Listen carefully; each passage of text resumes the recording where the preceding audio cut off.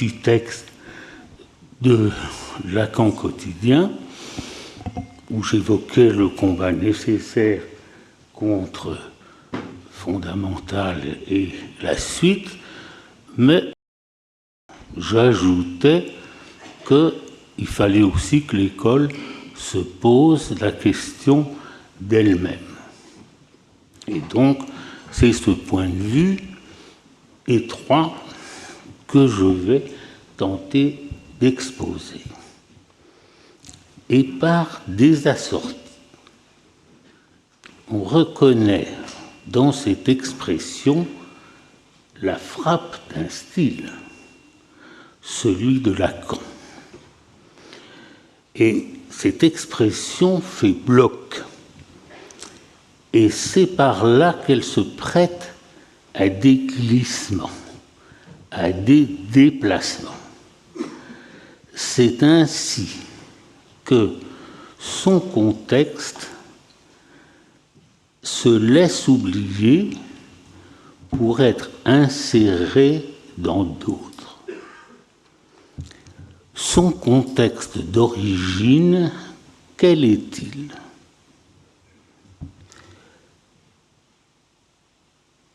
Il concerne la passe. La passe entendue comme la mise à l'épreuve d'une fin d'analyse. C'est là qu'on trouve cette expression départ des assortis.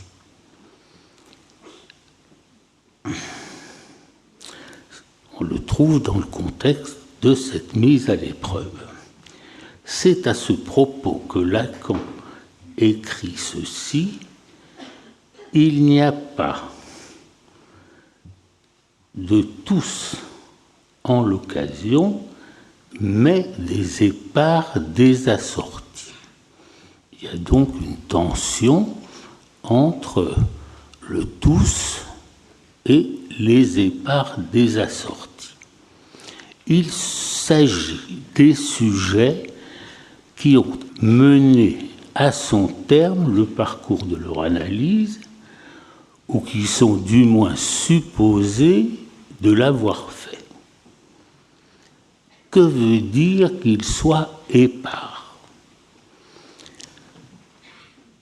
Qu'ils ne forment pas une classe au sens logique. C'est qu'ils ne sont pas susceptibles d'être amassés dans un même espace fermé, dont un cercle d'Euler, dont Lacan s'est beaucoup servi, dont un cercle d'Euler donne le modèle. Il donne le modèle d'un espace fermé où s'accumulent des éléments. Pour être ainsi rassemblés, il faudrait, parle des sujets en question, il faudrait qu'ils aient en commun un même prédicat ou un même attribut. C'est à cette condition qu'ils formeraient un collectif ou une communauté.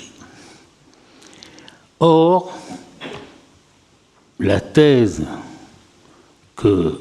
qu'exprime la formule des épars désassortis, c'est qu'il n'y a pas de collectif des analysés. Ils ne deviennent pas analystes en suivant la même voie. Il n'y a pas de tous les analystes. Le régime sous lequel l'analyse fonctionne est celui du pas tous. Il faut encore s'entendre sur ce que veut dire ici la négation articulée à la totalité. Elle ne signifie pas qu'un morceau serait détaché du tous, de l'univers du tous. Cet universel qui se verrait ainsi décomplété, amputé. Donc ça, c'est pas le patou, cette idée d'une amputation de l'universel. Elle signifie que la pluralité des sujets ne se laisse pas collectiviser, emprisonnés dans le même espace, qu'ils y sont réfractaires, qu'ils n'existent que dans l'état de dispersion. Pourquoi en est-il ainsi, disons, du point de vue clinique? C'est que la fin d'une analyse se laisse caractériser par la chute de l'identification, c'est-à-dire du terme signifiant ou objet, selon le schéma qu'en a formé Freud dans sa Massenpsychologie. Ce qui s'éclipse avec la chute de l'identification, par quoi il faut entendre la fonction qui rassemble ce qui se présentait comme épars précisément. C'est l'identification qui permettait de les réunir. C'est dire que le patou est articulé à Thanatos. Si l'on veut considérer le terme freudien, le patou a partie liée avec la pulsion de mort. Je n'en veux pour preuve qu'une des premières élucubrations de Lacan sur la fin de l'analyse, sa construction faisait appel en effet à une catégorie empruntée au premier Heidegger, cette catégorie de l'être pour la mort.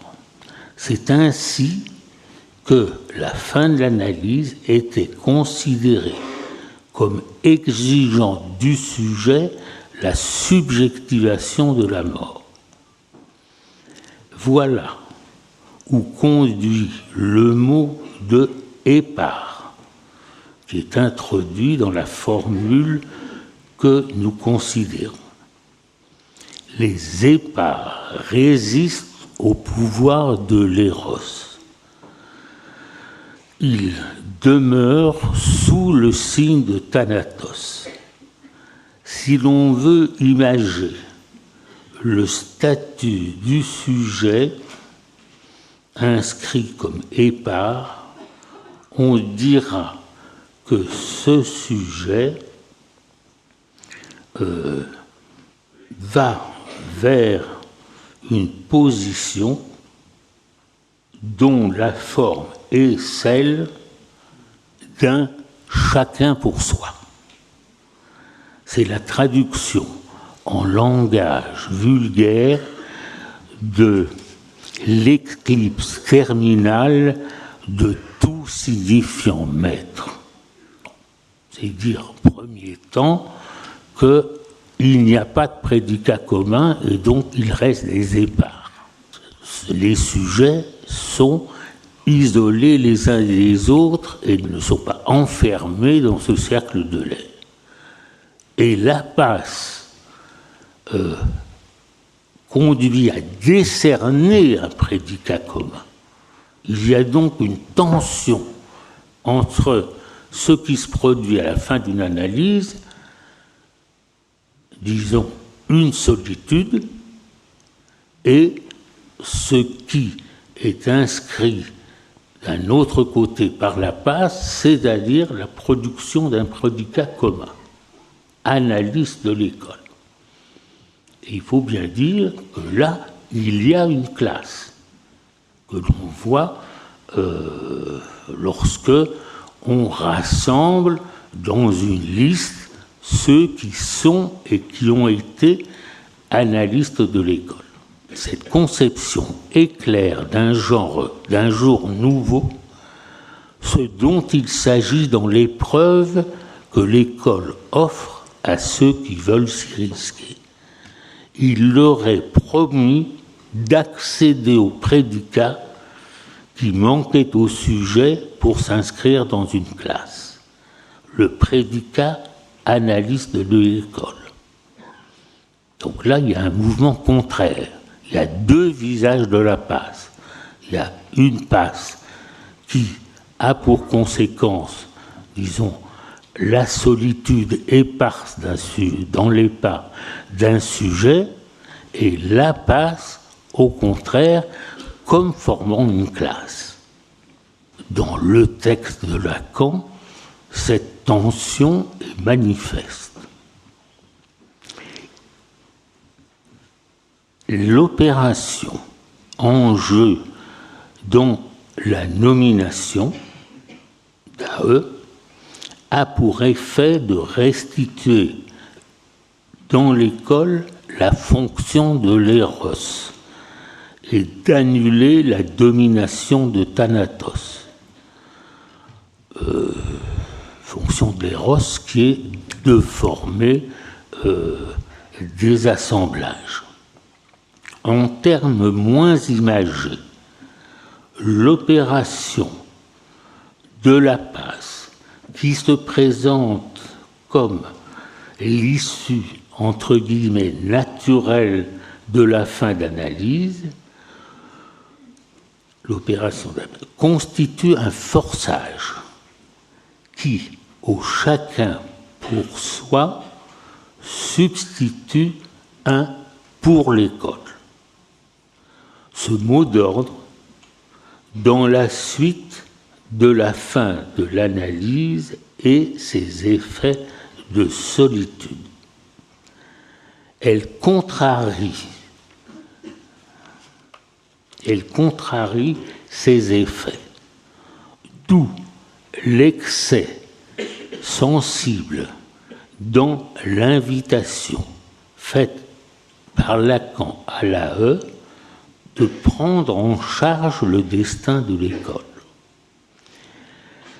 C'est pousser jusqu'au bout le forçage de l'éros qu'accomplit la dite épreuve de la passe. Je dis que c'est un excès, car la très longue expérience que nous avons de la passe dans cette école, de la pratique de la passe dans cette école, expérience d'une durée de 40 ans. Cette très longue expérience permet d'affirmer que la perspective de confier le destin de l'école à ceux qui ont été nommés AE, cette perspective n'a quasiment jamais trouvé à se réaliser. En règle générale, un AE reste attaché à son expérience propre. On a,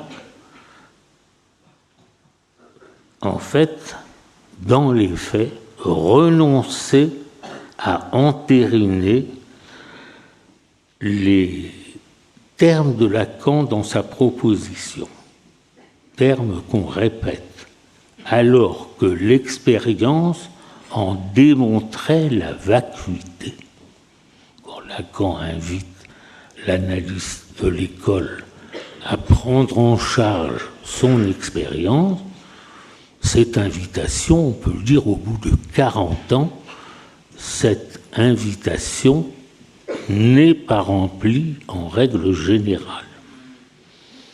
L'intérêt, en fait, continue de se porter sur l'expérience d'un épars.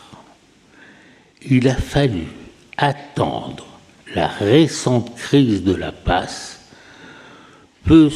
pour qu'il soit énoncé à la place du discours sur sa propre analyse, pour que soit énoncé plus modestement l'exigence que l'AE ne stagne pas dans la répétition indéfinie de son expérience de l'analyse. Et donc,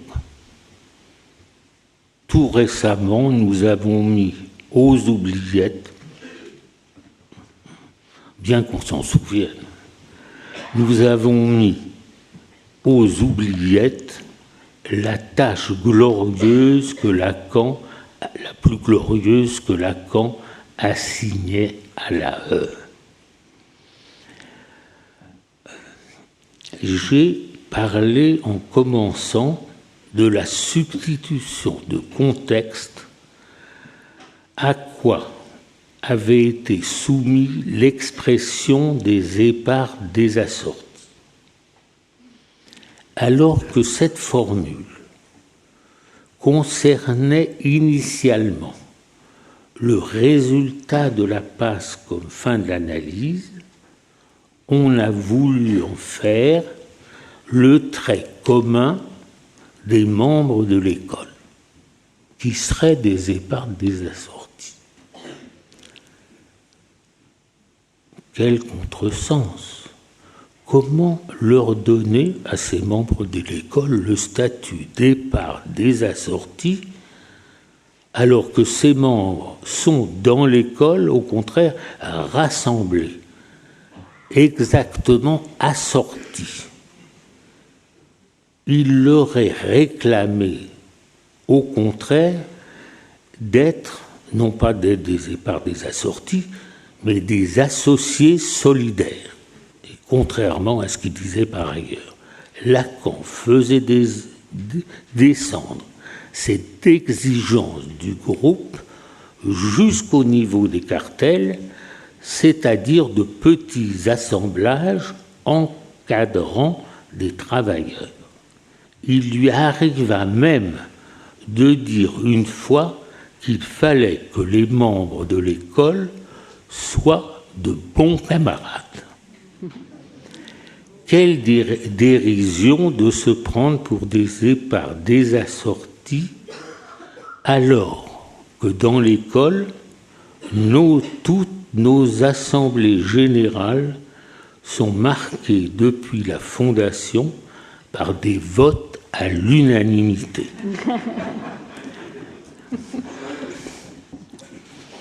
Et que toute critique est en fait bannie de nos échanges théoriques. Ici, dans l'école même, réapparaît le chacun pour soi, sous la forme chacun parle, chacun pense, chacun élucubre, sans qu'aucun membre n'ait le droit à déranger son voisin. Se prendre pour des épars désassortis quand on est des associés solidaires traduit le désir de soutenir ce qui fait le confort du groupe, à savoir que chacun monologue. Après tout, c'est la malédiction qui frappe toute association d'analystes. Lacan le disait dans les termes suivants quand il traitait des rapports de la psychanalyse avec la réalité. Les psychanalystes sont les savants d'un savoir dont ils ne peuvent s'entretenir. Là vient s'inscrire la question posée il y a peu. J'évoquais. Quelle école l'école veut-elle être? Assumer qu'elle n'est pas composée d'épars désassortis, isoler des épars désassortis, isoler chacun dans son monologue, ou, alors est-ce qu'elle veut être ça, ou un lieu d'échange où il est fait place à la fonction critique. Pour l'heure, qui s'y essaye se place à contre-courant. Il serait bien que cela changeât. Voilà.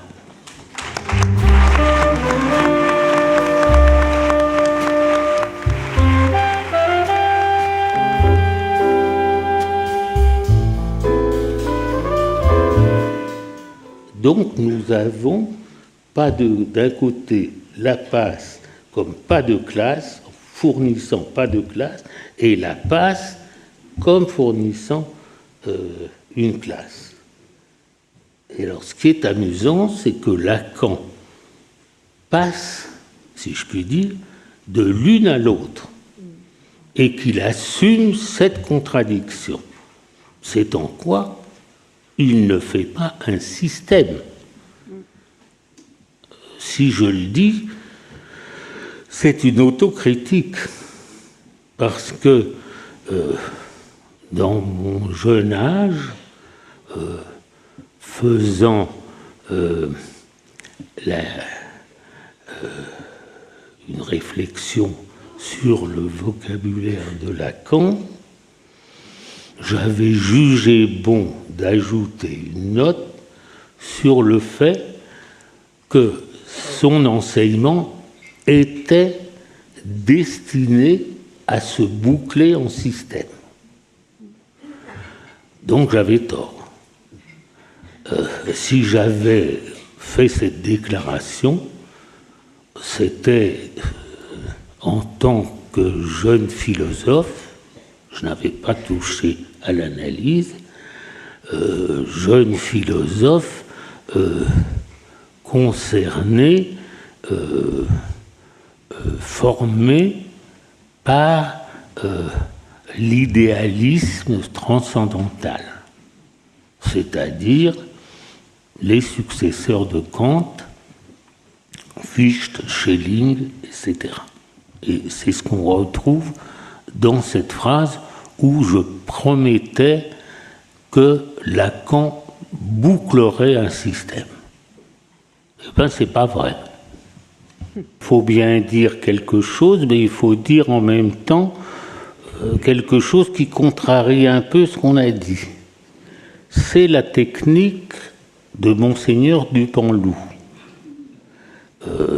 Monseigneur Dupanloup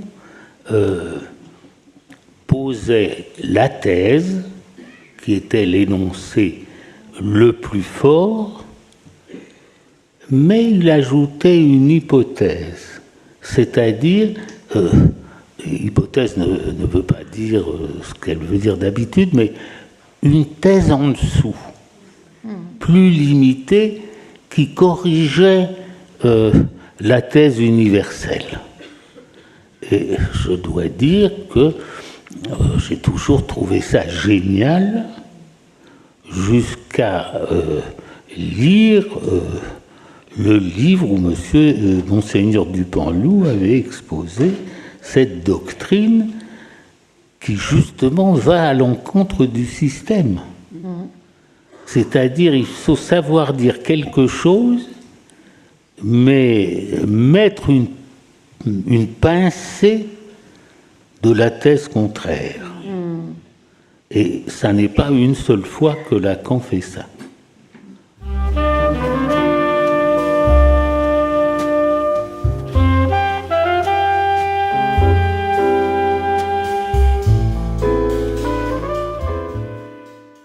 Alors, si je peux rapporter un souvenir personnel, c'est que jadis, j'ai dû injecter un énorme éros dans ce qui allait devenir l'AMP. Si je prends comme référence l'Argentine, je m'étais trouvé devant des groupes qui se détestaient. On peut même dire que ça allait jusqu'à la haine. Et donc, il a fallu en effet mettre au postes de commandement être des bons camarades. Passer de la haine à un éros, je disais, énorme, puisque d'habitude on représente Eros comme un angelot, alors que là il s'est présenté comme un personnage gonflé à l'hélium. Je penserais là au personnage de Botero, de l'angelot à Botero. Et là aussi, il faut distinguer des temps, des nouveaux. Ça serait très. Alors d'abord, ce que j'ai dit, ça ne veut pas dire qu'Eros c'est très mal et Thanatos c'est très bien.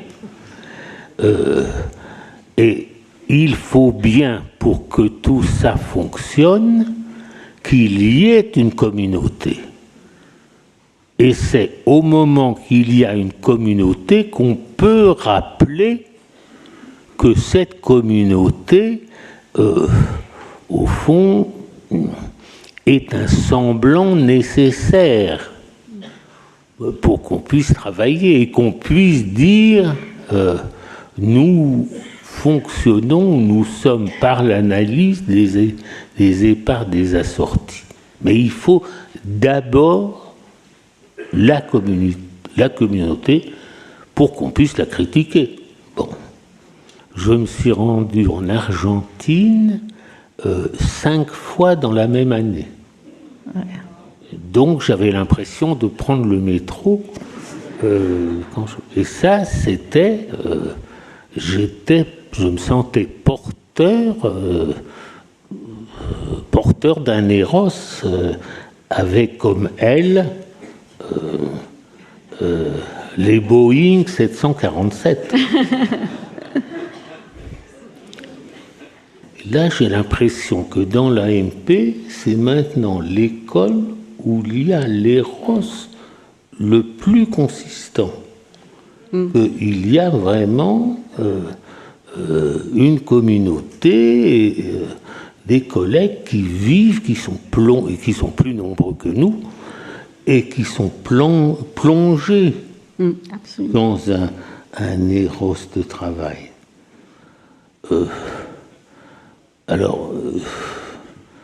Enfin, ça serait très dangereux de leur rappeler Thanatos, parce qu'ils viennent de là. Donc, tant mieux. Et une fois fait ces 5 voyages, au 5e, tout s'est concentré dans une réunion où il y avait tous les chefs de groupe et qui s'est terminée à l'aube. Et il a fallu, là, négocier, voir ces chefs négocier les uns les autres, inventer des systèmes. Et enfin, à l'aube, si je puis dire, le bébé était né. Alors, j'ai un autre souvenir qui vient un peu après. Il y a eu un congrès, sans doute pour célébrer l'événement. Il y a le congrès, il se termine, je descends de la tribune, personne ne m'attendait. C'était le désert. Et je me suis rendu au conseil de cette école qui me devait son existence, et je me suis trouvé devant une petite assemblée, un petit conseil, qui me regardait avec, je dirais pas de la haine, mais qui me regardait de travers. C'était le prix à payer pour ce qui avait eu lieu. Alors je leur ai dit, ça suffit comme ça, qu'est-ce qui s'est passé? Et apparemment, j'avais dit un mot qui avait offensé la salle. Et pour ça, on me faisait payer ces 5 voyages. J'ai gardé un souvenir affectueux pour eux. Mais ça m'a appris quelque chose. Qu'il ne faut pas être trop beau. Je peux ajouter là, quelque chose sur ce qui me portait dans cette curieuse passion que j'ai eue. Il y a un moment où j'ai cessé de travailler aux côtés de Lacan dans l'école freudienne de Paris. Je me suis absenté pour raison de gauchisme. Et Lacan, déçu sans doute, ironique, peut-être agressif, m'a comparé à Saint Paul tombé de son cheval. Et donc, en effet, j'ai été le Saint Paul de Lacan. J'ai porté la bonne parole. Maintenant, je ne voyage plus. J'ai passé le relais. C'est-à-dire que maintenant, il y a des responsables de l'AMP, donc Christiane Alberti, disons, qui voyagent et qui continuent ce que j'ai commencé. Moi, comme j'ai dit, je ne voyage plus et je ne dirige plus, je donne des conseils quand on me les demande. Et autrement dit, j'ai créé de véritables institutions. Une véritable institution, c'est qu'elle peut se passer d'une personnalité. Et j'ai voulu cela, je dirais, au contraire de ce que Lacan ait fait. Après tout, c'est lui qui a dit « Faites comme moi, ne m'imitez pas ». Eh bien, je ne l'ai pas imité. Lacan se moquait des institutions. Il n'a jamais voulu en créer une. Il a laissé en place pendant 16 ans les mêmes responsables, jusqu'à rendre fous les membres. Et pour lui, l'école freudienne de Paris, c'était son école, et on peut dire sa maison. Et au fond, il voulait connaître chacun de ceux qui s'agrégeaient dans cette école. Et au fond, j'ai pris le contre-pied, il faut bien le dire, de sa méthode et de son style de direction.